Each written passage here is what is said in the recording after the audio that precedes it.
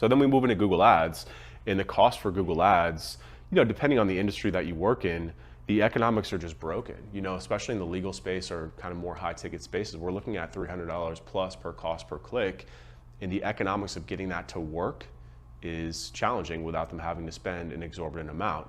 And we still do a lot of Google Ads marketing, but the market for that in terms of the number of firms that are actually qualified to be able to do that is very, very small, because it takes time to return on that, to sign, to get the revenue flowing back through. So when you're doing Google Ads, if you're in a low ticket industry, great, but there's a cap on how much you can charge for that, right? Like if you're only billing $3,000 a month in ad spend, like how much can you actually charge for that? It's really tough to build a business on that. You need to be able to charge more for what you're doing based on scalability and outcome. Buying leads, really only applicable to the law firm space, but just doesn't make sense.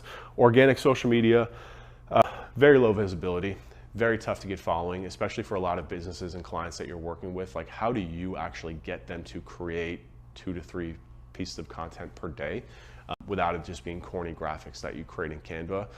It's extremely slow, and again, the success rate is very, very low as well. And then there's traditional out-of-home media, which remains incredibly expensive, hard to track, and people just live on their phones. Let's just call it what it is, right? So that kind of leads me into Facebook ads and why, we've really moved so heavily into doing Facebook ads. First of all, we've done them for ourselves for 12 to 15 years. They've always been our primary source of leads, revenue, all that, no matter what type of business that we're running. But I always kind of struggled to sell it and to pitch to clients because of the creative aspect of it.